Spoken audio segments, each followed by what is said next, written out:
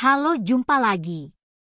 Cerita kali ini, ketika cinta tumbuh bukan di tempat yang mewah, tapi di tanah sederhana pinggir sawah. Yuk tulis di komentar kamu asal dari mana.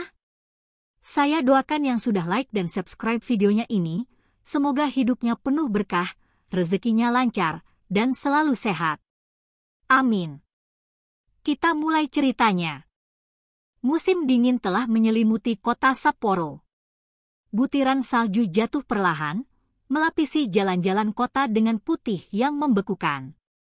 Di balik jendela kaca sebuah rumah modern bergaya tradisional Jepang, duduklah seorang wanita bernama Misaki Nakamura. Umurnya 40 tahun, kulitnya masih bersih dan terawat, namun tatapannya kosong. Suaminya, arsitek ternama yang meninggalkan kekayaan besar, telah tiada setahun lalu.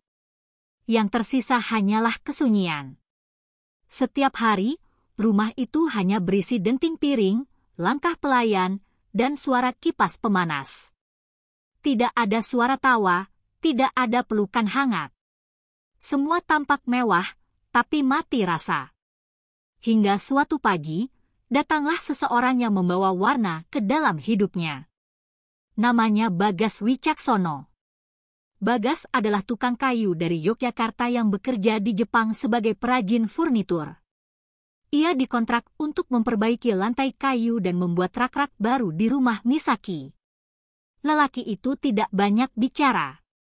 Tapi dari cara ia menyapa, cara ia merawat kayu dengan penuh kelembutan, dan senyumnya yang sederhana, Misaki mulai merasakan sesuatu yang asing, sesuatu yang hangat.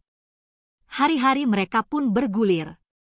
Setiap kali istirahat, Bagas duduk di teras sambil makan bekal nasi bungkus yang dibawanya sendiri.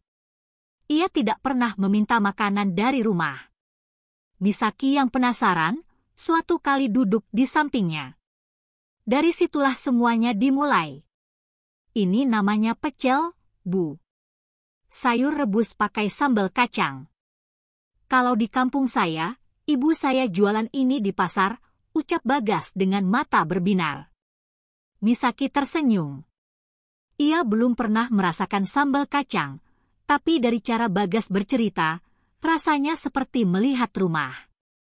Bagas tidak hanya membicarakan makanan. Ia juga bercerita tentang suara gamelan dari masjid, aroma kayu jati, dan bagaimana ia dulu tidur beralaskan tikar di samping ibunya. Setiap kata dari Bagas membuat Misaki merasa lebih hidup. Ia mendengarkan, mengamati, dan untuk pertama kalinya setelah lama, ia ingin tahu lebih banyak tentang seseorang. Namun, kebersamaan itu tidak berlangsung lama. Pada suatu pagi yang membeku, Bagas mendatangi Misaki dengan wajah ragu. Ia berdiri di depan pintu rumah, membawa koper kecil dan mengenakan jaket tipis. Ibu saya sakit keras. Saya harus pulang. Maaf. Misaki terpaku. Jantungnya terasa seperti diremas. Ia tidak tahu harus berkata apa. Hanya senyuman kaku dan anggukan pelan yang keluar dari wajahnya. Dan dalam diam itu, Bagas melangkah pergi, meninggalkan jejak yang tak bisa terhapus. Hari-hari setelah kepergian Bagas kembali sunyi. Rak-rak kayu sudah terpasang, lantai sudah dipernis, tapi ruangan itu terasa kosong. Setiap sudut rumah seakan mengingatkan Misaki pada suara tawa kecil yang dulu ia abaikan, dan aroma sambal kacang yang kini hanya tinggal kenangan samar.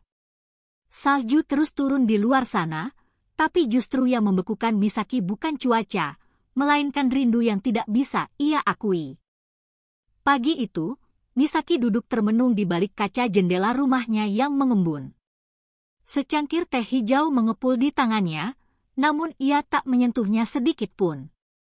Yang terbayang di benaknya hanyalah Bagas, senyumnya, logatnya yang kental, dan cerita-cerita sederhana tentang desa di Indonesia.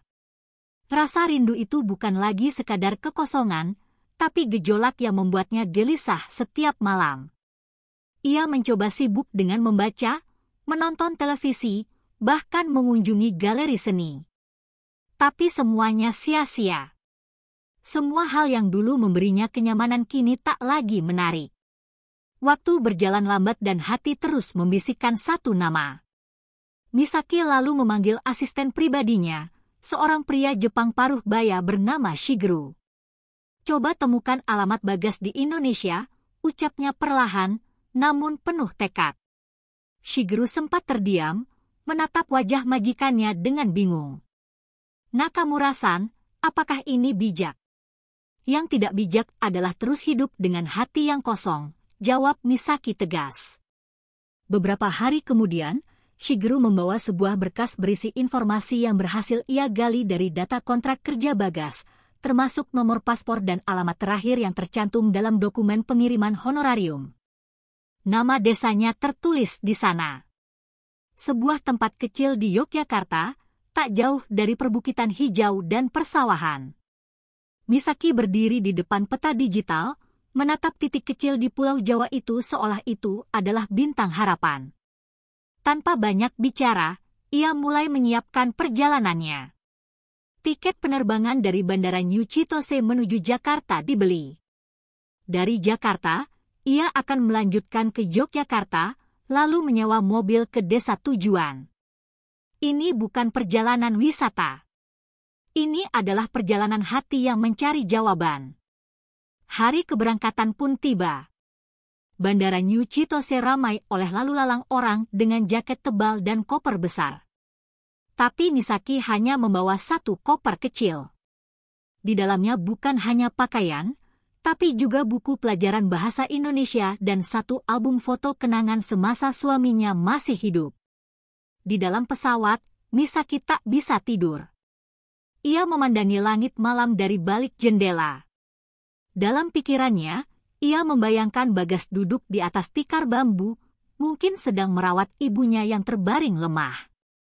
Atau sedang memahat kayu sambil bersenandung lagu Jawa yang tak ia mengerti. Perjalanan panjang itu melelahkan, tapi hati Misaki terus membisikkan satu tujuan. Setibanya di Yogyakarta, udara hangat menyambutnya.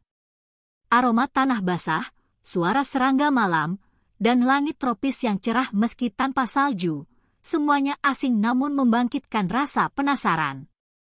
Mobil sewaan membawanya melintasi jalanan sempit, melewati sawah yang hijau terbentang dan rumah-rumah kayu sederhana. Ia merapatkan syalnya, bukan karena dingin, tapi karena gugup.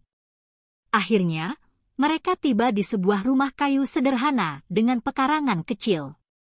Seorang wanita tua duduk di teras, mengenakan jarik dan kerudung tipis. Wajahnya keriput, tapi sorot matanya lembut. Misaki turun dari mobil dan berjalan pelan. Wanita itu menatapnya dengan bingung. "Anda, siapa ya, Enduk?" tanya wanita itu dengan suara parau. Misaki membuka lembaran kertas dari tasnya. Ia menunjuk nama Bagas di sana. Wanita itu tersentak, lalu tersenyum penuh haru. "Oh, jadi panjenengan ini, tamunya Bagas." Misaki hanya bisa menunduk. Jantungnya berdegup cepat. Saat ia mengangkat wajahnya lagi, dari balik pintu, muncul sosok yang sudah lama ia rindukan. Bagas berdiri di sana, mengenakan baju koko sederhana dan celana panjang lusuh. Wajahnya terkejut, seperti melihat hantu masa lalu. Tapi sorot matanya tak bisa berbohong, ia pun menyimpan rindu yang sama. Mereka berdiri saling menatap. Tidak ada kata. Hanya diam, dan desir angin sore yang jadi saksi pertemuan dua hati yang belum selesai. Langit desa mulai gelap saat Bagas berdiri terpaku di depan rumah, menatap Misaki yang kini berdiri hanya beberapa langkah darinya. Suara jangkrik terdengar samar, mengisi ruang sunyi yang membeku di antara keduanya. Bagas tak menyangka wanita dari masa kerjanya di Jepang akan datang sejauh ini. Bahkan ibunya pun tampak kebingungan, berdiri di belakang mereka dengan napas tertahan. Misaki mencoba tersenyum, tapi matanya berkaca-kaca. Ia tak mengucapkan sepatah kata pun. Ia hanya ingin memastikan bahwa sosok yang selama ini menghantui pikirannya benar-benar nyata. bahwa semua kenangan yang ia simpan bukan sekadar mimpi yang hilang tertiup angin musim dingin. Bagas membuka mulut, hendak berkata sesuatu, namun tak ada suara yang keluar. Matanya terpecah antara bahagia dan panik. Ia merasa campur aduk. Desa ini kecil, sempit, dan penuh bisik-bisik. Dan sekarang, wanita Jepang kaya raya berdiri di depan rumahnya, dan ia tidak tahu harus berbuat apa. Ibunya akhirnya mempersilakan Misaki masuk. Wanita itu melepas sepatunya, lalu duduk perlahan di tikar tua yang sudah lusuh. Bau kayu dan dupa samar menyambutnya. Semua terasa asing, tapi juga hangat. Beberapa warga yang lewat di depan rumah mulai memperhatikan. Mereka memperlambat langkah, menoleh, berbisik pelan. Dalam hitungan menit, kabar kedatangan wanita asing itu menyebar seperti api dalam sekam. Malam itu, Bagas duduk di sudut ruangan, jauh dari Misaki. Mereka hanya berbicara seperlunya, menanyakan kabar. Ia tak bertanya mengapa Misaki datang. Dan Misaki pun tak menjelaskan. Ada luka yang tak bisa diucapkan, ada keraguan yang menggantung di udara. Keesokan paginya, Pak Lurah datang. Ia dikenal sebagai sosok yang keras tapi bijak. Dengan tenang, ia memanggil Bagas ke balai desa. Dalam pertemuan itu, suara Pak Lurah terdengar tajam. Bagas, kamu itu orang desa. Kita punya adat, punya nilai. Kalau dia itu datang karena kamu harus tahu apa risikonya. Jangan buat malu kampung ini. Bagas hanya bisa menunduk. Ia ingin bicara, ingin menjelaskan bahwa Misaki bukan wanita sembarangan, bahwa ia bukan datang untuk mengganggu, tapi karena rasa yang belum pernah ia rasakan kepada siapapun. Namun, semuanya tercekik dalam tenggorokannya. Ia pulang dengan kepala tertunduk dan hati yang hancur. Saat ia kembali ke rumah, Misaki sudah duduk di depan rumah, menatap sawah di kejauhan. Bagas berdiri di sampingnya, tapi tak sanggup menatap matanya. Aku minta maaf, ucapnya lirih. Misaki menoleh. Karena aku datang. Bagas terdiam. Ia ingin berkata tidak. Tapi diamnya justru menjadi jawaban. Misaki bangkit, berjalan ke kamarnya, dan menutup pintu perlahan. Malam itu, ia menangis dalam diam. Bukan karena ia tak diterima, tapi karena orang yang ia cari memilih diam saat dunia menolaknya. Pagi menyingsing dengan lembut di atas desa yang mulai sibuk. Suara ayam berkokok, denting piring dari dapur warga, dan anak-anak kecil yang berlari membawa ember. Tapi di dalam kamar sempit rumah Bagas, Misaki terbaring memeluk lutut, memandang langit-langit bambu yang berderit pelan setiap kali angin lewat. Sudah 3 hari ia di desa itu. Namun rasa asing masih membalut tubuh dan pikirannya. Setiap langkah yang ia ambil seolah diawasi. Setiap sapaan dari warga terasa dingin dan terpaksa. Ia tahu, dirinya tidak sepenuhnya diterima di tanah ini. Namun ia belum mau menyerah. Di tengah keheningan, suara ketukan terdengar dari pintu. Ibunda Bagas datang membawa sepiring nasi jagung dan sayur lodeh. Wanita tua itu tersenyum tipis, lalu duduk di samping Misaki. Ini makanannya orang kampung, enduk, enggak ada salmon kayak di Jepang, gumamnya sambil terkekeh pelan. Misaki menatap makanan itu. Lalu mengangguk dan mengambil 1 sendok kecil. Rasa gurih dan pedas langsung menyerbu lidahnya. Mata wanita itu melebar, ia tak menyangka rasa sesederhana itu bisa begitu dalam. Ia mengunyah perlahan, lalu menoleh ke Ibu Bagas. Enak, ujarnya dalam bahasa Indonesia yang terpatah-patah. Ibu Bagas tertawa kecil. Kowe pinter, cepat ngerti. Sejak hari itu, Misaki mulai belajar lebih banyak. Ia meminta Shigeru, yang masih tinggal di hotel dekat kota, untuk mencarikan guru bahasa Indonesia.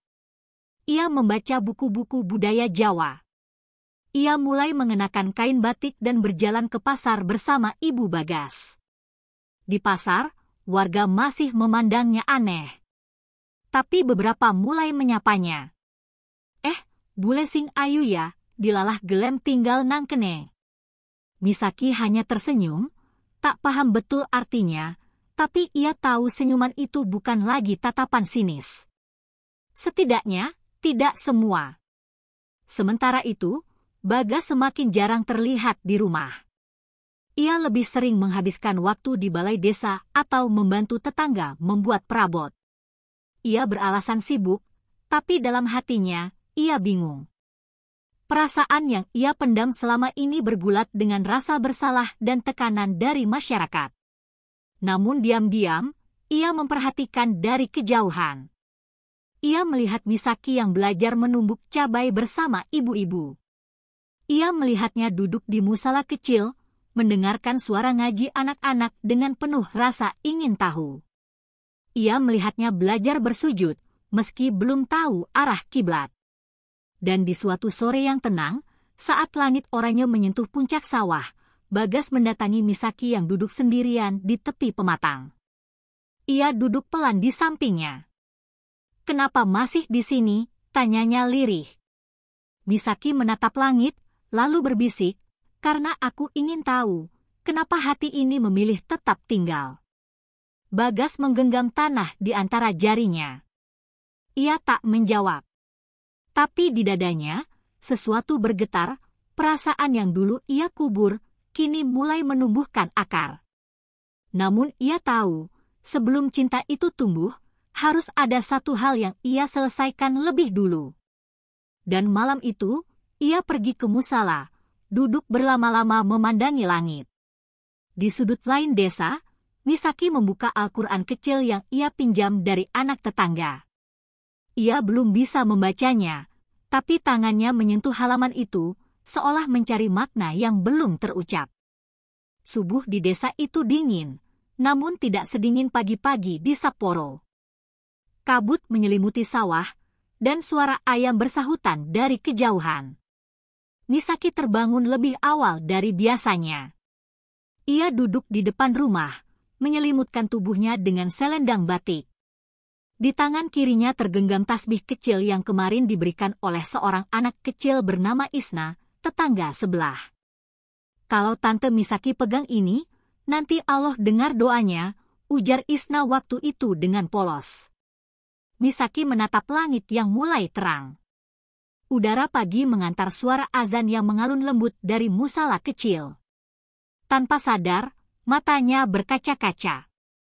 Suara itu tak hanya menembus udara, tapi juga menyentuh ruang sunyi di dalam hatinya. Hari itu, Misaki kembali mengunjungi musala, bukan sekadar sebagai penonton. Ia duduk bersama ibu-ibu desa, mendengarkan pengajian sederhana. Tak banyak yang ia mengerti, tapi ia merasa damai. Setelah pengajian usai, salah satu ustazah menghampirinya. "Bu Misaki, apakah ingin belajar lebih dalam tentang Islam?" tanya wanita itu lembut. Misaki mengangguk pelan. "Saya ingin tahu kenapa hati saya merasa tenang di sini." Sejak saat itu, Misaki belajar setiap hari.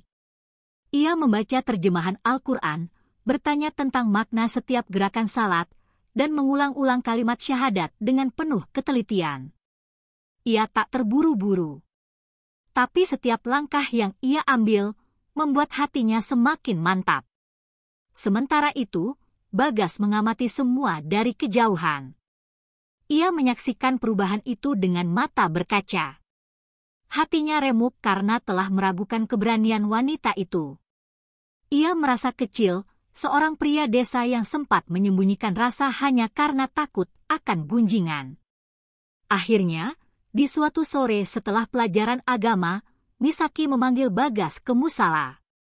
"Aku sudah memutuskan," ucapnya pelan. "Besok pagi, aku akan mengucapkan syahadat."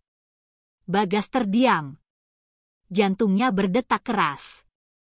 Ia mencoba berbicara, tapi hanya mampu berkata, "Kenapa?" Misaki menatap matanya. Bukan karena kamu. Tapi karena aku ingin mengenal Allah. Aku ingin hidup di tempat di mana sujud bisa mengobati rindu. Pagi harinya, musala kecil itu dipenuhi wajah-wajah haru. Warga yang dulu memandangnya dengan curiga kini menyambutnya dengan pelukan. Misaki berdiri di hadapan ustazah, ditemani Ibu Bagas dan beberapa ibu-ibu yang kini menjadi sahabatnya. Dengan suara bergetar, ia mengucapkan 2 kalimat syahadat. Perlahan, peluh di dahinya mengalir bersama air mata. Nama Misaki pun diganti. Kini ia bernama Aisyah Nakamura. Bagas berdiri di pojok ruangan. Matanya merah. Ia menyadari bahwa cinta yang ia miliki tak hanya menyentuh satu hati, tapi telah menggerakkan satu jiwa untuk melangkah sejauh ini. Dan di malam itu, di bawah sinar bulan purnama yang menggantung di langit desa, Bagas mendatangi Aisyah di bawah pohon mangga tua di samping rumah. Kalau aku boleh jujur sekarang, katanya, aku mencintaimu. Aisyah tak menjawab. Ia hanya menunduk. Tapi senyumnya menjawab lebih dari cukup. Malam itu, desa kecil di lereng perbukitan tampak berbeda. Langit cerah, bintang bertaburan, dan cahaya pelita menggantung di sepanjang jalan tanah yang menuju ke rumah Bagas. Warga berkumpul dengan pakaian rapi, anak-anak berlarian sambil membawa bunga kertas, dan ibu-ibu sibuk menyiapkan hidangan di dapur umum. Di dalam rumah kayu sederhana itu, Aisyah duduk bersimpuh mengenakan kebaya putih lembut. Rona wajahnya terlihat gugup namun bahagia. Di sampingnya, Ibu Bagas membetulkan selendang tipis di bahunya. Sesekali matanya berkaca-kaca, seolah tak percaya wanita asing yang dulu datang dalam diam, kini duduk di hadapannya sebagai calon menantu. Di tempat terpisah, Bagas mengenakan baju koko putih dan sarung batik. Wajahnya penuh harap, tapi juga cemas. Ia tak pernah membayangkan hari ini akan datang. Bahwa wanita yang dulu hanya ia lihat sebagai sosok majikan kini akan menjadi bagian dari hidupnya, bukan karena paksaan, tapi karena pilihan yang dipenuhi doa. Acara akad nikah dilangsungkan di musala kecil, sederhana namun sakral. Hanya beralaskan tikar, dikelilingi oleh tetangga, dan diterangi lampu gantung yang berayun pelan. Seorang penghulu duduk di tengah, dengan Al-Quran di pangkuan. Bagas duduk di depan, tangannya menggenggam erat tangan penghulu. Napasnya berat, namun mata tak berpaling sedikit pun. Ketika ijab kabul dilafalkan, suara Bagas bergetar, namun tak ada keraguan. Aku terima nikahnya Aisyah Nakamura binti Takashi Nakamura dengan mas kawin seperangkat alat salat dan cincin perak dibayar tunai. Hening sejenak.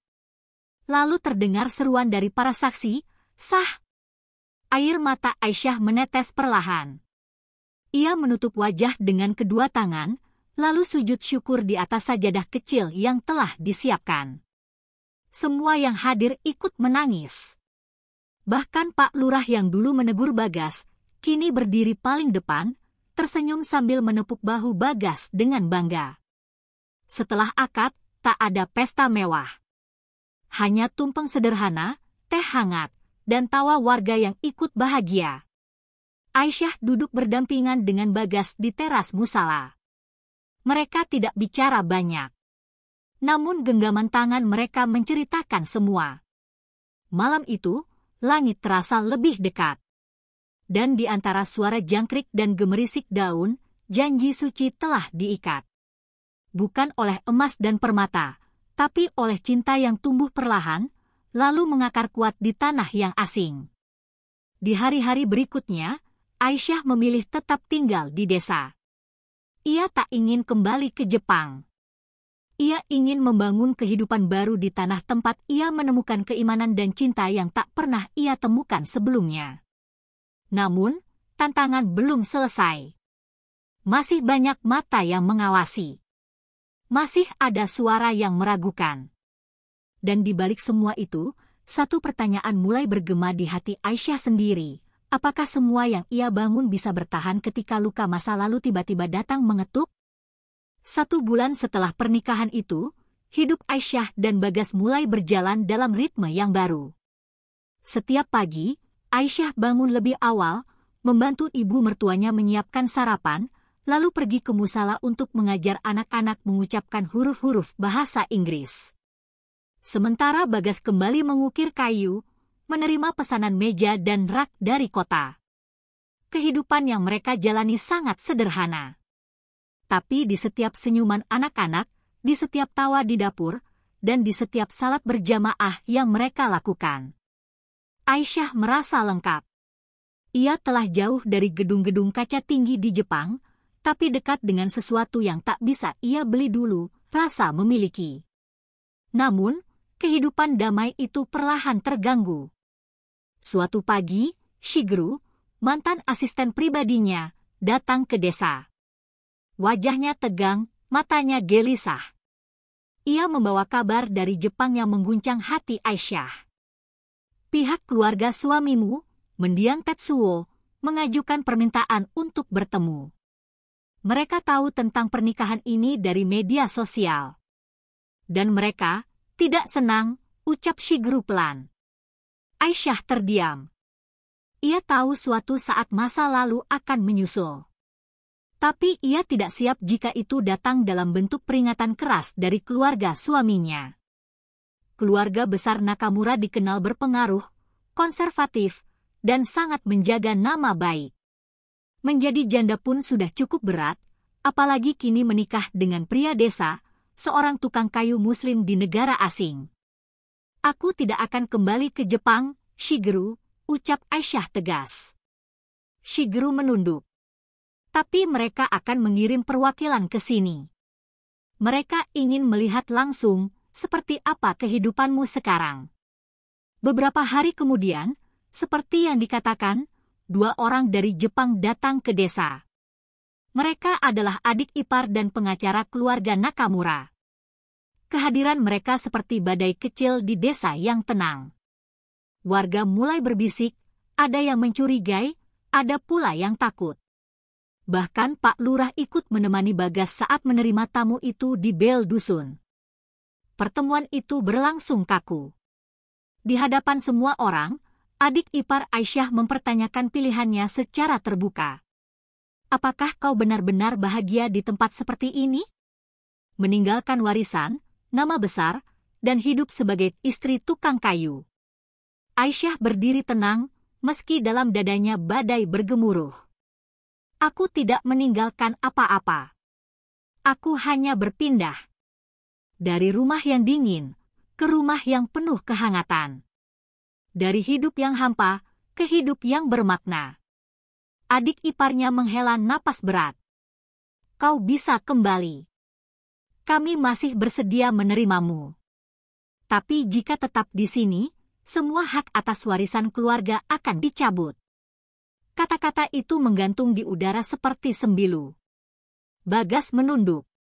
Ia merasa bersalah, seolah kehadirannya merenggut sesuatu dari Aisyah. Namun wanita itu hanya menatap langit biru di atas desa. Jika hidup harus memilih antara warisan dan cinta, maka aku sudah lama tahu kemana langkahku. Tamu-tamu itu pun pergi, meninggalkan suasana yang semakin panas. Kabar tentang pemutusan warisan menyebar cepat. Ada yang bersimpati, tapi ada pula yang sinis, menyebut Aisyah bodoh karena menukar hartanya dengan cinta yang belum tentu langgeng. Malam itu, Bagas duduk di depan rumah sambil menatap bintang. Aisyah menyusul dan duduk di sampingnya. Ia tidak mengatakan apa-apa. Tapi dari sorot matanya, Bagas tahu, wanita itu sedang memikul beban yang besar. Namun ia tidak akan menyerah. Tidak sekarang. Karena esok hari, ada satu keputusan yang akan mereka ambil. Sebuah langkah yang akan mengubah arah hidup mereka sepenuhnya. Mentari pagi menembus celah dedaunan, memantulkan kilau keemasan ke sawah yang mulai menguning. Suasana desa tampak biasa saja, tapi di dalam rumah kecil milik Bagas dan Aisyah, pagi itu terasa luar biasa. Mereka duduk berdua di tikar ruang tamu, saling menatap dengan kesadaran yang dalam. Aku sudah mantap, ucap Aisyah perlahan, kita tidak perlu kemewahan dari masa laluku. Kita bisa hidup dari kerja keras kita sendiri. Bagas menatap istrinya dengan campuran takjub dan haru. Ia tahu perjuangan Aisyah tidak mudah. Meninggalkan keluarga, kehilangan warisan, dan bertahan di tengah gunjingan. Tapi wanita itu memilih tinggal. Memilihnya. Dan itu adalah anugerah yang tak mampu ia balas dengan apapun, selain dengan setia. Sejak hari itu, mereka mulai menyusun langkah baru. Aisyah membuka taman baca kecil di teras rumah mereka. Ia mengumpulkan buku-buku bekas dari kota dan mengajarkan bahasa Inggris serta membaca kepada anak-anak desa. Ia menulis nama-nama mereka satu persatu di papan tulis dengan huruf besar, lalu melatih mereka membaca sambil bernyanyi. Anak-anak menyukai Aisyah. Mereka menyebutnya Bu Ais, dengan logat Jawa yang lucu. Bahkan beberapa ibu-ibu kini datang untuk ikut belajar menulis dan membaca, sesuatu yang selama ini mereka anggap mustahil. Pelan-pelan, kehadiran Aisyah bukan lagi hal aneh. Ia telah menjadi bagian dari desa. Sementara itu, Bagas memperluas bengkel kayunya. Dengan bantuan beberapa pemuda desa, ia mulai membuat furnitur unik dari limbah bambu dan kayu jati tua. Produk mereka mulai dilirik pengusaha dari kota. Bahkan seorang pelanggan dari Jakarta mengajukan kerjasama jangka panjang. Pak Lurah, yang dulu sempat meragukan Bagas, kini sering mampir membawa tamu dari kecamatan untuk menunjukkan contoh keluarga teladan yang berhasil mengubah persepsi banyak orang. Namun yang paling membuat warga terkesima adalah cara mereka hidup. Tak ada kemewahan. Rumah mereka tetap dari kayu, atapnya seng, dan lantainya semen kasar. Tapi tiap sudut rumah itu penuh kehangatan. Ada aroma masakan di dapur, tawa anak-anak di taman baca, dan suara gamelan yang sesekali diputar dari radio tua milik Ibu Bagas. Suatu sore, saat langit merah membara di ufuk barat, Aisyah duduk di serambi rumah sambil menulis surat untuk seorang temannya di Jepang. Di sini tidak ada salju, tidak ada bangunan kaca menjulang. Tapi aku menemukan sesuatu yang lebih hangat dari semua itu. Sebuah rumah yang dibangun bukan dari batu bata atau kayu terbaik, tapi dari cinta yang tumbuh di tanah sederhana. Ia meletakkan surat itu di atas meja, lalu menatap ke arah sawah. Di kejauhan, Bagas sedang menanam bibit sayur bersama beberapa tetangga.